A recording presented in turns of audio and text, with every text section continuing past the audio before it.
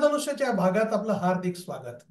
आज आपल्या भेटीला मिलिंद कांबळे येत आहेत. डॉक्टर हे मराठवाड्यातले सुपुत्र आहेत आणि डिक्कीच्या माध्यमातून त्यांनी केवळ महाराष्ट्रात नाही तर आपल्या देशात आणि जगात एक वेगळी ओळख केली. त्यांनी आपली दाखवून दिली आहे, सिद्ध केली आहे. आज डॉक्टर बाबासाहेब आंबेडकरांची जयंती आहे. या जयंतीच्या निमित्ताने बाबासाहेबांनी जो विषय मांडला, शिका, संघटित व्हा, संघर्ष करा, त्या पार्श्वभूमीवर समाजाची आजची काय स्थिती आहे, आंबेडकरी विचाराची मंडळी कुठल्या दिशेने जात आहेत, थेट आपण डॉक्टर मिलिंद कांबळे यांच्याशी चर्चा करून समजून घेणार आहोत. मिलिंदजी, आपलं या मुलाखतीत हार्दिक स्वागत. मी जो उल्लेख केला, आज डॉक्टर बाबासाहेब आंबेडकरांची जयंती आहे. बाबासाहेबांनी अतिशय प्रतिकूल परिस्थितीमध्ये स्वतःचं शिक्षण घेतलं, विदेशात ते जाऊन आले, आपल्या सर्वांना माहिती आहे. त्यांनी आपल्या अनुयायांना जो संदेश दिला, शिका, संघटित व्हा, संघर्ष करा, हा जो संदेश आता अनुयायी त्यांचे किती पाळतायत, काय स्थिती आहे अनुयायांची? येस, धन्यवाद प्रदीप जी. सर्वप्रथम भारतरत्न डॉक्टर बाबासाहेब आंबेडकर यांच्या 133व्या जयंतीच्या निमित्ताने आपणास आणि इंद्रधनुष्य परिवारास, सगळे जे आपले श्रोते आहेत त्या सगळ्यांना मी खूप खूप शुभेच्छा देतो. 133वी जयंती आपण साजरी करतोय बाबासाहेबांची.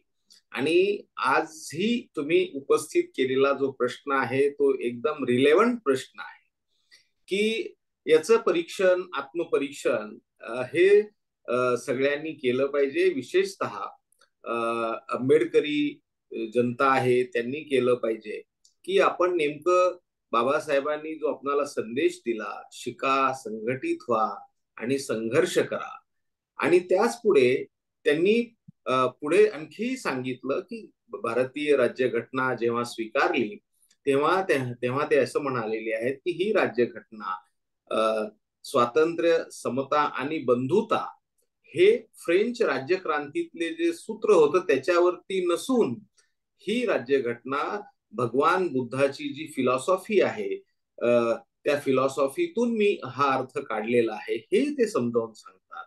तर एकूण हा जर सगळा प्रवास आपण जर बघितला भारतातल्या दलित चळवळीचा आणि विशेषतः बाबासाहेबांच्या नंतर आणि बाबासाहेब गेल्यानंतरचा तर बघितल्यानंतर आपल्या लक्षात असं येतं की सगळ्यात महत्वाचं जे शिका हे जे सूत्र बाबासाहेबांनी सांगितलं आणि आपणही ज्याचा उल्लेख केला प्रदीपजी की स्वतः बाबासाहेब आंबेडकर हे एका शिष्यवृत्तीवरती ते परदेशामध्ये गेले आणि त्याच्यामध्ये त्यांनी 2-3 डिग्र्या, पदव्या प्राप्त केल्या आणि ते परत भारतामध्ये आले.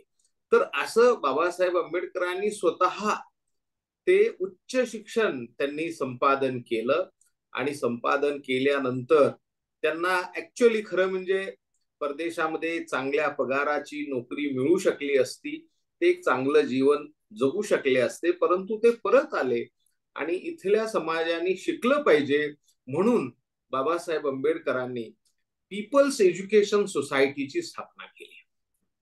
आणि आज त्या पीपल्स एज्युकेशन सोसायटी जी आहे ती तुम्हाला सांगतो प्रदीपजी, हुतात्मा चौक जो आहे मुंबईतला, त्या हुतात्मा चौकाच्या इथे सिद्धार्थ कॉलेज आहे, पलीकडे बुद्ध भवन नावाने एक बिल्डिंग आहे, त्याचबरोबर वडाळ्याला कॉलेज आहे, नांदेडमध्ये आहे, औरंगाबाद मध्ये मिलिंद कॅम्पस आहे, पासून असं सगळं आहे.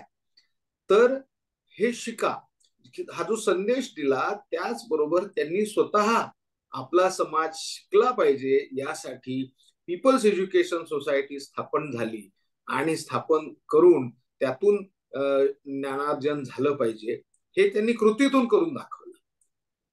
आता मला काही तो अधिकार नाहीये, मी काही पीपल्स एज्युकेशन सोसायटी या संस्थेशी जोडलेला पण नाहीये, तर त्याची काय स्थिती आहे मला माहिती नाहीये, पण नेमकं त्याचं आत्मपरीक्षण केलं पाहिजे.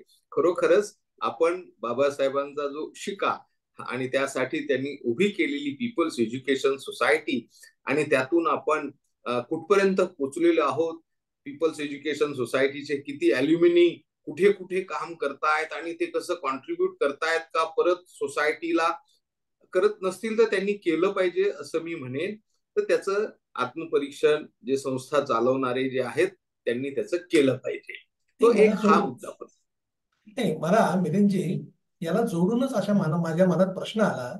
आपल्या स्वातंत्र्याला तर 75 वर्ष होऊन गेली.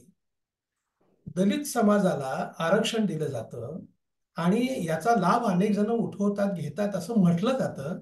परंतु शिक्षणाच्या बाबतीमध्ये आपल्याकडे काही सर्वे झाल्या का देशात की या आरक्षणाचा लाभ दलित समाजाला किती मिळतोय आणि गेल्या 75 वर्षामध्ये दलित समाजाचं शिक्षणाचं प्रमाण हे किती वाढलंय अशी काही आकडेवारी आहे का? नाही, याची आकडेवारी नक्कीच आहे.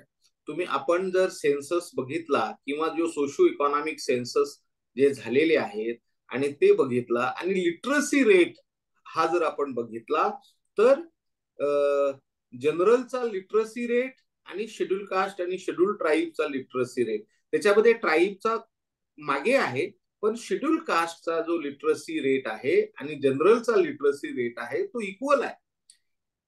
इवन महाराष्ट्रामधला जर लिटरसी रेट बघितला तर विशेषतः नवबौद्ध समाज जो आहे, महार कम्युनिटी जी आहे, यांचा लिटरसी रेट हा जनरलच्या पेक्षाही जास्त आहे.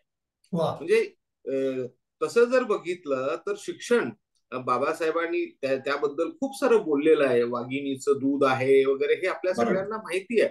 तो नक्की शिक्षणाचा त्याचा उपयोग घेतला आणि जे आरक्षण आहे त्या आरक्षणामुळे ज्या बेसिक लेवलच्या ज्या पोझिशन्स आहेत सगळ्या त्या सगळ्या पोझिशन्स ह्या भरल्या गेलेल्या आहेत. आता प्रमोशन मध्ये मग किती सेक्रेटरी झाले आणि जॉईंट झाले हा पुढचा भाग आहे, पण बेसिक लेवल जे आहे म्हणजे IAS ची जी भरती होते त्या भरतीमध्ये schedule caste, schedule tribe, OBC आणि हे सगळं त्याच्यामध्ये कन्सिडर करून ती भरती होते. MPSC ची भरती होते. ज्या काही सरकारच्या ज्या नोकऱ्या आहेत त्या नोकऱ्यांमध्ये म्हणजे सेंट्रल गव्हर्नमेंट, स्टेट गव्हर्नमेंट आणि लोकल बॉडीज असं जर बघितलं तर त्याच्यामध्ये ज्या बेसिक लेवल आहे त्या ठिकाणचे नोकर भरतीही होत असते. दुसरं, आज मी तिला जर बघितलं तर एकूण भारतामध्ये शेड्यूल कास्ट आणि शेड्यूल ट्राईबचे केंद्र सरकार, राज्य सरकार आणि स्थानिक स्वराज्य संस्था मिळून जवळपास एक 50 लाख लोक जे आहेत ते या शासकीय सेवेमध्ये हे आपल्याला आढळून येतात. म्हणजे तसं जर बघितलं 75 वर्ष आपण स्वातंत्र्याची साजरी करतोय केली. आता भारतीय राज्यघटनेचीही 75 वर्षे आहेत. अमृत महोत्सवी वर्ष ह्या वर्षापासून सुरू होणार आहे. तर असं जर बघितलं स्थूलमानाने तर आपल्याला हे लक्षात येतं की एंट्री लेवलच्या ज्या पोझिशन आहेत फॉर रिझर्वेशन त्या ह्या सर्व सरकारांमध्ये, भारत सरकारमध्ये असेल किंवा राज्य सरकार आणि लोकल बॉडीज या ठिकाणी त्या भरलेल्या आपल्याला दिसून येतात. शिक्षणामध्ये सुद्धा सगळ्या ठिकाणच्या आता IITs मध्ये काही ठिकाणी, IIMs मध्ये काही ठिकाणी मुलंच मिळत नाहीत अशी स्थिती आहे. शेड्यूल कास्टची सगळी भरली जातात, पण शेड्यूल ट्राईब्स मधली, आता मीच एका उच्च शिक्षण संस्थेचा अध्यक्ष आहे, त्यामुळे माझा आग्रह आहे की सगळ्या सीट्स प्रोफेसर्स असतील किंवा स्टुडंट भरल्या गेल्या पाहिजेत आणि ते आम्ही भरतो आणि भरलेले आहेत. शेड्यूल ट्राईब्सचे फक्त 2 प्रोफेसर माझ्याकडे आहेत, ते 4 असायला पाहिजेत, पण तो आमचा प्रयत्न आहे. तर हा एक स्थूल मानाने जर बघितलं तर तुमचा जो प्रश्न आहे, एक लिटरसी रेट हा जो आहे शिक्षणाचं प्रमाण त्याचंही हे चांगलं प्रमाण आहे स्वातंत्र्याच्या 75 वर्षाच्या काळामध्ये आणि नोकऱ्यांमधलंही प्रमाण आहे. बढत्या आणि या विषयात मी काही त्याच्यात जाणार नाही. दुसरा जो मुद्दा याच्यामधला आहे की उच्च शिक्षणामध्ये गळतीचं प्रमाण, हे ओव्हरऑल तो सगळा सर्वे आहेत, रिपोर्ट्स आहेत, ते आपल्या समोर ते आहेत. परंतु मूळ जे शिका असं जे सांगितलं त्याप्रमाणे समाज हा शिकतोय, पुढे येताना दिसतो आहे, हे मात्र मान्य करावं लागेल. तर दुसरा मुद्दा आहे, जसं शिका तसं संघटित व्हा. आपण जर आठवत असेल आपल्याला की सुरुवातीच्या काळामध्ये संघटित होण्याचं प्रमाण हे अतिशय मोठ्या प्रमाणावर होतं. पण आता आंबेडकरी विचारांची शकलं झालीत, इतके पक्ष झाले, इतक्या संघटना झाल्या. जसं शेतकरी संघटनेचा किती संघटना झाल्या तसंच आंबेडकरी चळवळीचं चाललंय. त्यामुळे हे संघटित व्हा हा जो संदेश आंबेडकरांनी दिला, त्याचे अनुयायी या संदेशाचं काय करतात? तुम्हाला आम्ही बऱ्याचदा विनोदानी एक गोष्ट नेहमी बोलत असतो की समजा दोन जर अनुयायी आम्ही एकत्र आलो तर आमच्या 3 संघटना असतात. ओके. एक असते माझी संघटना, एक असते माझ्या सोबत जो काम करणार आहे त्याची संघटना, दोन ह्या, आणि दोघांची मिळून एक संघटना. म्हणजे हे वास्तव चित्र आहे. विनोदाचा भागही आहे त्याच्यामध्ये आणि त्यातून वास्तविकताही आहे. तर त्यामुळे बाबासाहेब आंबेडकरांनी खरं म्हणजे आपल्या समाज व्यवस्था जी आहे या समाज व्यवस्थेमध्ये अनेक विषय प्रश्न आहेत आणि ते प्रश्न सोडवण्यासाठी म्हणून आपल्याला संघटित झालं पाहिजे आणि संघटितपणे जर एखाद्या विषयाचा पाठपुरावा केला किंवा संघर्ष त्याच्या मागे लागलं तर आपल्याला तो प्रश्न तसाच लागू शकतो. आणि हा ऑर्गनायझेशनचा तो हाच आहे, मूलमंत्र आहे. परंतु तसं झालं, परंतु खूप संघटना झालेल्या आहेत, खूप राजकीय पक्ष तर इतके प्रचंड आहेत देशामध्ये. ते आहेत. आता ही स्थिती आहे.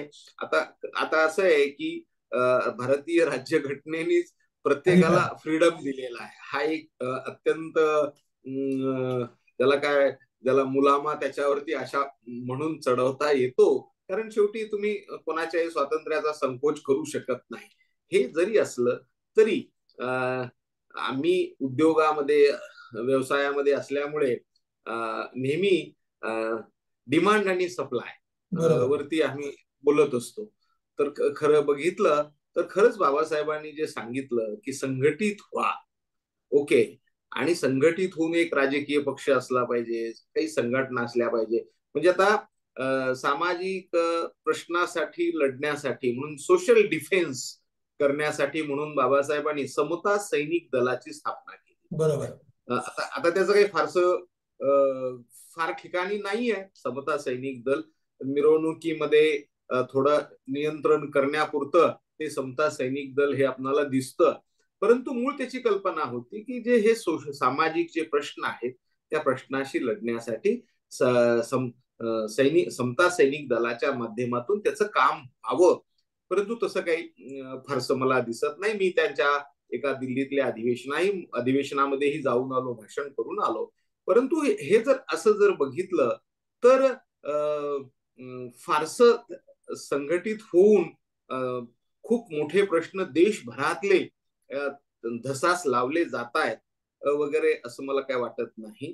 दुसरं मी जे सांगत होतो की डिमांड आणि सप्लाय, कारण मी उद्योगाचा असल्यामुळे, तर खरं म्हणजे बाबासाहेबांनी सांगितलं की संघटित व्हा, ओके, पण आम्ही इतक्या तुकड्या तुकड्या तुकड्या तुकड्यामध्ये संघटित झालो, सामाजिक संस्था असतील किंवा राजकीय पक्ष म्हणून असेल, तर खरोखरच एवढ्या सगळ्याची डिमांड आहे का? तर एवढ्या सगळ्याची डिमांड नाही, बरं का. हा, तर असं झालंय की ज्याची डिमांड नाही त्याचा सप्लाय हा इतका मोठ्या प्रमाणात झालेला आहे. त्यामुळे तो कुठेतरी डायल्यूट होताना मला नक्की दिसत आहे.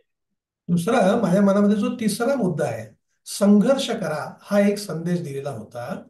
जो प्रारंभीच्या काळामध्ये पोटतिडकीने समाज संघटित होऊन रस्त्यावर येत होता, आपले प्रश्न सोडवून घेण्यासाठी तो संघर्ष करत होता. ही संघर्षशीलता की त्याचं प्रमाण काय आहे का आता संघर्षशीलता ही हरवत चालली आहे? आपलं निरीक्षण काय? अलीकडच्या काळामध्ये जर बघितलं प्रदीपजी तर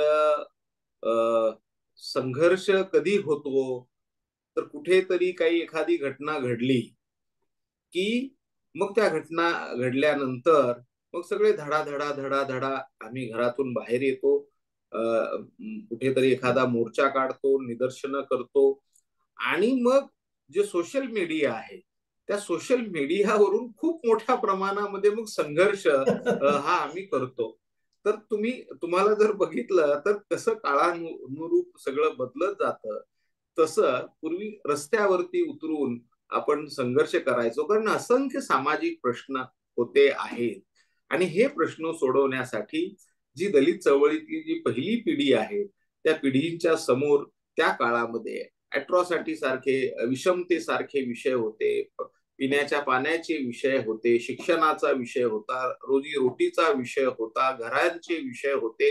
हे सगळे विषय घेऊन संघर्ष करताना अस्मितेचे विषय होते. हे सगळे घेऊन जे नेतृत्व आहे ते रस्त्यावरती संघर्ष करताना दिसत होतं. परंतु जसं जसं आपण ह्या डिजिटलायझेशन आणि या सगळ्या ह्याच्याकडे वळलो, तसं आता हे सगळे संघर्ष जे आहेत हे सोशल मीडिया प्लॅटफॉर्मवरती आणि अशा ह्याच्यातून ते अधिक होताना दिसत आहेत. परंतु बाबासाहेबांचं जर सगळं चरित्र आपण बघितलं तर बाबासाहेबांनी अनेक आंदोलनं केलेली आहेत, स्वतः रस्त्यावरती उतरून आंदोलनं केलेली आहेत. आणि हे करत असताना ते कुठेही ती आंदोलनं हे विध्वंसक होणार नाही हे त्यांनी बघितलेलं आहे. कारण Babasaheb Ambedkar he was the champion of human rights आणि डेमोक्रेसी. त्यांचा लोकशाहीवरती प्रचंड विश्वास होता. हे मी भारतीय राज्यघटना लिहिली त्याच्यानंतर होता का, तर नाही. म्हणजे 1927 साली महाडच्या चौदार तळ्याचा सत्याग्रह झाला, 30 साली काळाराम मंदिराचा सत्याग्रह झाला, तो 2-3 वर्ष चालला, मंदिराचा सत्याग्रह 4-5 वर्ष चालला. ह्या सगळ्या सत्याग्रहामध्ये जर बघितलं तर दोन बाजू समोरासमोर उभ्या टाकलेल्या. मग मी तुम्हाला सांगतो 1960 आणि 70चं जे दशक आहे अमेरिकेमधलं, तेव्हा ग्रहयुद्ध झालेलं आहे. आणि त्या ग्रहयुद्धामध्ये ब्लॅक वर्सेस व्हाईट असे दोन समुदाय समोरासमोर येऊन अक्षरशः रक्तपात झालेला आहे. 1960 आणि 70चं दशक हे फार महत्वाचं दशक आहे त्या देशाच्या ह्याच्यामध्ये. आणि त्याच्यामध्ये तसं बाबासाहेब आंबेडकरांनी जो झोपलेला समाज होता त्याला जाग केलं आणि जाग करून संघर्ष केला म्हणण्यापेक्षा विचार मांडले, प्रखरपणे आपले विचार मांडले. आणि ते मांडत असताना आंदोलनं केली. आणि त्या कुठल्याही आंदोलनाला हिंसक गालबोट लागेल असं केलेलं नाही.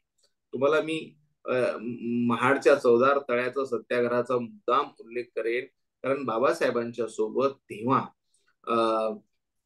महार बटालियन म्हणजे मिलिटरीमध्ये रिटायर झालेले आणि असे सगळे लोक होते, सगळे बाबासाहेबांच्या सोबत. आणि विरोध करणारे हे फक्त मुठभर लोक होते. जर रिटॅलिएट करायचं जर ठरवलं असतं तर इतिहासात ते पान आलं असतं की नाही मला नाही माहिती, बरं का. परंतु तो अहिंसेने तो संघर्ष केला. बाबासाहेबांची परवानगी मागत होते लोक, मग आम्हाला फक्त तुम्ही परवानगी द्या, आम्ही समोरच्यांना चिरडून टाकू विरोध करणारे जे आहेत. परंतु बाबासाहेबांनी तशी परवानगी दिली नाही. हे अत्यंत महत्वाचं आहे त्या संघर्षाच्या ह्याच्यामध्ये. हे आपण सगळ्यांनी आत्ताही लक्षात ठेवलं पाहिजे. लोकशाहीमध्ये सगळ्यांना आपला विचार व्यक्त करण्याचा, मोर्चा काढण्याचा, धरणं धरण्याचा, आंदोलन करण्याचा सगळ्यांना अधिकार आहे. तो बाबासाहेबांनी लोकशाहीमध्ये दिला आहे, घटनेमध्ये, पण त्याच्या पूर्वी त्यांनी प्रॅक्टिस केलेलं आहे. हे सगळ्यात महत्वाचं आहे प्रदीपजी, हे आपण हे लक्षात ठेवलं पाहिजे. आणि नंतरची आता काही आंदोलनं प्रचंड हिंसक झालेली आहे, त्याचं मी बिलकुल समर्थन करणार नाही. कारण बाबासाहेब आंबेडकरांनी he never subscribe violence. Okay, he was the champion of human rights and democracy. हे तरुणांनी ही लक्षात ठेवलं पाहिजे.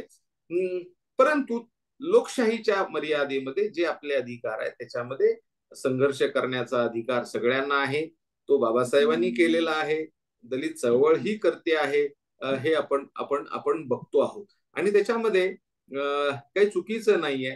आपले प्रश्न आणि विषय हे समाजासमोर, सरकारसमोर मांडण्यासाठी संघर्ष करणं. तर मला असं वाटतं की बाबासाहेब आंबेडकरांनी जे शिका, संघटित व्हा आणि संघर्ष करा, ही जी त्रिसूत्री जी दिली, आणि त्याच्यावरती आज जो आंबेडकरी समाज आहे बऱ्यापैकी तो त्याच दिशेने हा पुढे चाललेला आहे. हे बघा, काही घटना अपवादात्मक असतात, त्याच्यामध्ये काही आंदोलनामध्ये हिंसा झालेली आपण बघतो, पण ती सर्रास नाहीये. तर तसं जर बघितलं तर पूर्ण जो दलित समाज आहे हा या वाटेने चाललेला आहे. परंतु नवे जे सोशल मीडिया, डिजिटल इंटरव्हेन्शन आणि ह्या सगळ्या जे आलेलं आहे त्याचाही वापर होताना आता दिसतो आहे, असं मला लक्षात येत आहे. तर मिलिंदजी, तर तुम्ही तिन्ही प्रश्नाची फार छान उत्तर दिलीत.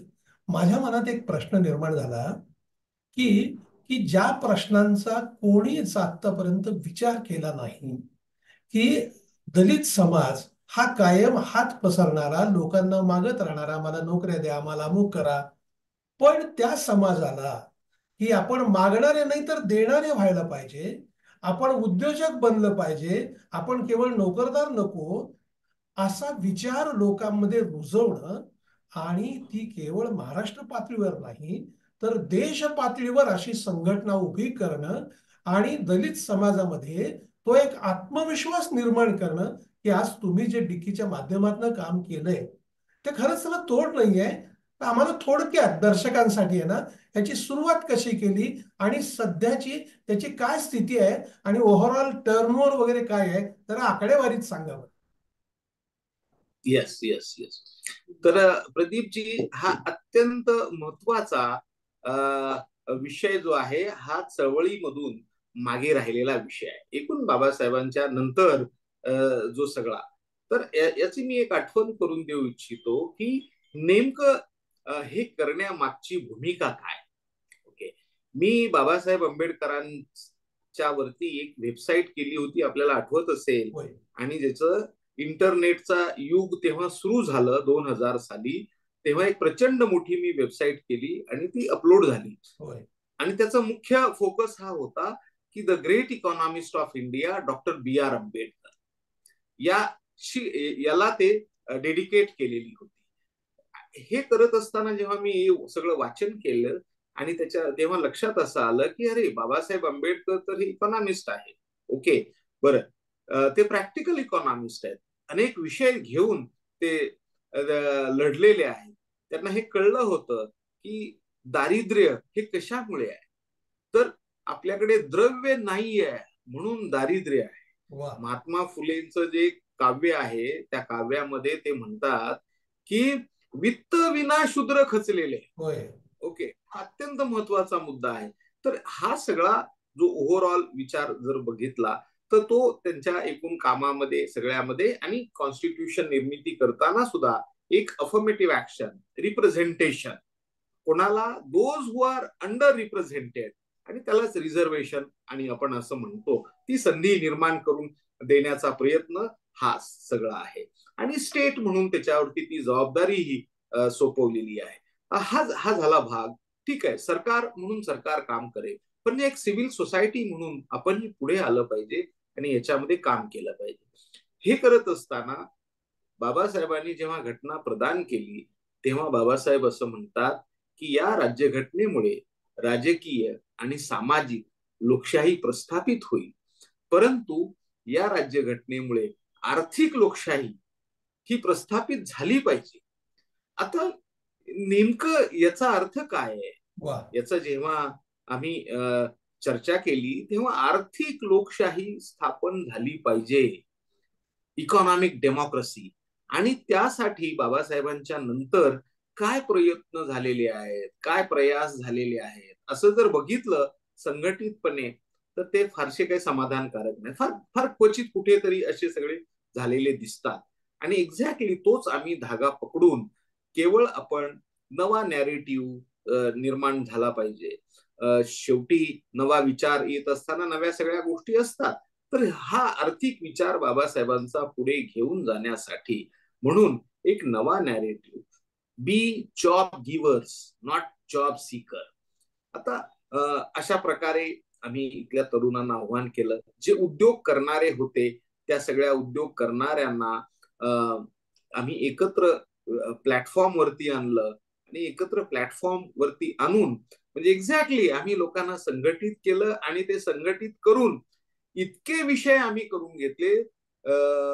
जसं बाबासाहेब आंबेडकरांनी इतके संघर्ष आणि सगळे केले, पण त्याच्यातला एक इंटेलेक्च्युअल संघर्ष सगळा मोठा, राऊंड टेबल कॉन्फरन्सेस, ओके, आणि विविध ज्या कमिट्या आणि अशा सगळ्या झाल्या, त्याच्यामध्ये त्यांचं रिप्रेझेंटेशन आणि त्यांचे सरकारला सगळे प्रेझेंटेशन त्यांनी जे मांडले, तर तशाच प्रकारे आम्ही याच्यातून हा सगळा विषय पुढे नेण्याचा प्रयत्न केला. आणि आज मितीला तुम्हाला सांगतो, देशभरामध्ये 1 लाख उद्योजक जे आहेत ते आमच्या सगळ्या संपर्कामध्ये आहेत.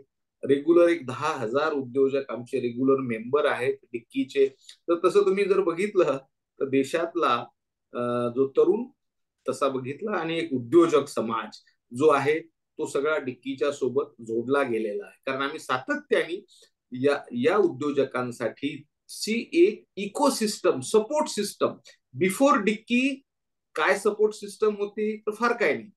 महात्मा फुले अण्णाभाऊ साठे आर्थिक विकास महामंडळ, ओके, आणि सामाजिक न्याय विभाग त्याच्या माध्यमातून काही आर्थिक विकासासाठीच्या योजना, याच्याबद्दल मी बोलतोय, किंवा ट्रायबल अफेअर्स त्याच्या काही आर्थिक विकासाच्या योजना. परंतु आता जे मेन स्ट्रीम मंत्रालय आहेत भारत सरकारमध्ये असतील किंवा राज्य सरकारमध्ये, ministry of finance, ministry of defence, ministry of commerce, ministry of food processing, ministry of MSME, या सगळ्या ठिकाणी SC ST उद्योजक, SC ST तरुण, त्यांचं स्किल डेव्हलपमेंट आणि उद्योजकता वाढीसाठीचे विविध योजना ह्या राबवल्या जात आहेत. आणि हे केवळ आमचं इंटरव्हेन्शन आहे, दुसरं काही नाही. Venture capital fund, 4% procurement, Bharat सरकार राज्य सरकारांमध्ये आसिम नावाची scheme, Ambedkar social innovation and incubation mission, 1,000 SC ST तरुणांमधून टेक स्टार्टअप्स निर्माण करायचे आहेत. 300 आतापर्यंत आपण सपोर्ट केला त्यांना. 30 लाख रुपयाचं सीड फंडिंग आहे. तर अशा सगळ्या ज्या गोष्टी आहेत की फ्युचरचा वेध घेत, आता काय फ्युचर आहे, AI, machine learning, data science पासून सगळ्या ह्या ब्लॉक चेन, ह्या सगळ्या गोष्टी आहेत. तर त्यामुळे ते सगळं लक्षात ठेवून आम्ही जो बाबासाहेब आंबेडकरांनी मांडलेला जो आर्थिक विचार आहे तो लोकांपर्यंत पोचला पाहिजे. आणि जे द्रव्य नाही म्हणून दारिद्र्य आहे, आणि किती काळ आम्ही त्या दारिद्र्यात खितपत पडणार आहोत, तर त्यातून बाहेर येण्याचा जो मार्ग आहे एक कॉन्स्टिट्यूशनल आहे, तो होतोच आहे, त्याच्यात काहीच प्रश्न नाहीये. सगळी सरकार, राज्य सरकार जे आहेत त्यांच्या माध्यमातून त्यांच्या परीने ते करत असतात. परंतु एक आपण ही पुढे आलं पाहिजे आणि ते केलं पाहिजे. म्हणून आज देशभरामध्ये एक मोठं नेटवर्क त्याचं उभं राहिलेलं आहे. परदेशामध्ये सुद्धा जे SC ST समाज जो आहे तो तिकडे जाऊन स्थायिक झालाय, व्यवसाय करतोय, नोकऱ्या करतोय, त्यांच्यापर्यंतही पोचतोय. आणि याच बरोबरीला आम्ही इंडस्ट्री सोबत काम करतो. केवळ सरकारच नाही, तर मी मेन इंडस्ट्रीचा मनुष्य आहे. आणि भारतामधल्या सगळे हू जो इंडस्ट्रीचे जे लोक आहेत त्यांच्यासोबत डायव्हर्सिटी अँड इन्क्लुजन या विषयामध्ये SC ST उद्योजकांना व्हेंडरशिपच्या संधी असतील, सप्लायच्या संधी असतील, यासाठीही एक मोठ्या प्रमाणामध्ये 2 स्तरावरती, एक गव्हर्नमेंट स्तरावरती आणि एक इंडस्ट्री स्तरावरती, या दोन्ही स्तरावरती आम्ही काम करतोय. आणि त्यामुळे मगाशी जे मी तुम्हाला सांगितलं की 2005 साली डिक्की स्थापन झाली. आज 18-19 वर्ष झालेत. आणि त्यात एकदम देशभर आणि परदेशामध्ये जी झेप घेतली त्याचं कारण, जसं मी डिमांड आणि सप्लायचा जो मध्ये सांगितलं, तर असं लक्षात आलं की मलाही विचार करताना, प्रदीपजी आपण ही अनेक वर्ष सामाजिक जीवनात आहोत, किती मेहनत केल्यानंतर मग त्याचं एक रिकॉग्निशन होतं, परंतु एकदम फास्ट आणि ते ऍक्सेप्टन्स आणि असं सगळं जे झालं त्याचं कारण मला असं वाटतं की दलित कम्युनिटीमध्ये एक सोशिओ इकॉनॉमिक लिडरशिप जी आहे किंवा एक थॉट प्रोसेस, त्याचा खूप मोठा व्हॅक्युम होता. आणि तो एक्झॅक्टली व्हॅक्युम डिक्कीनी भरल्यामुळे लोकांनाही त्याचा आधार वाटतोय आणि डिलिव्हरी केलं. डिलिव्हर्ड म्हणजे आज स्टँडअप इंडिया योजनेच्या माध्यमातून 50,000 SC ST तरुणांना 10 लाखापासून 1 कोटी पर्यंतचे लोन मिळालेले आहे व्यवसाय करण्यासाठी. मुद्रा ऍट ग्लान्स असा रिपोर्ट माझ्या ऑफिसने केलाय. प्रदीपजी, 50 कोटी लोकांना या मुद्रा योजनेमध्ये हे लोन मिळालेलं आहे जेव्हापासून सुरुवात झाली.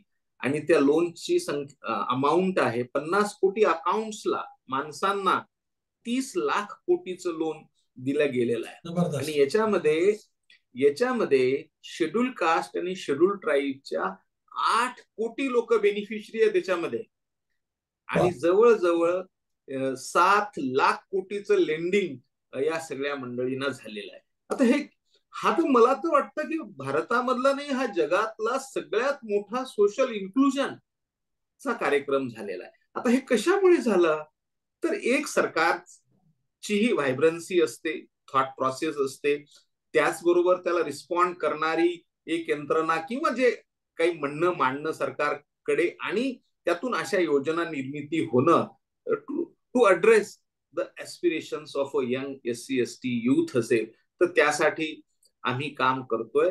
तुम्ही जे विचारलेले जे प्रश्न आहेत, मी फक्त एकच सांगू इच्छितो की आज देशामध्ये जवळपास एकूण उद्योग जगत जे आहे, त्या उद्योग जगतामध्ये सूक्ष्म, लघु आणि मध्यम आणि लार्ज या कॅटेगरीतले उद्योजकांची संख्या ही 18% आहे.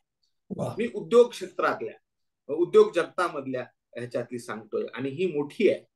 बिफोर डिक्की ती संख्या खूप कमी होती, 3-5% आसपास होती. परंतु हा जो इफेक्ट आहे, म्हणजे सरकारला पॉलिसी बनवण्यासाठी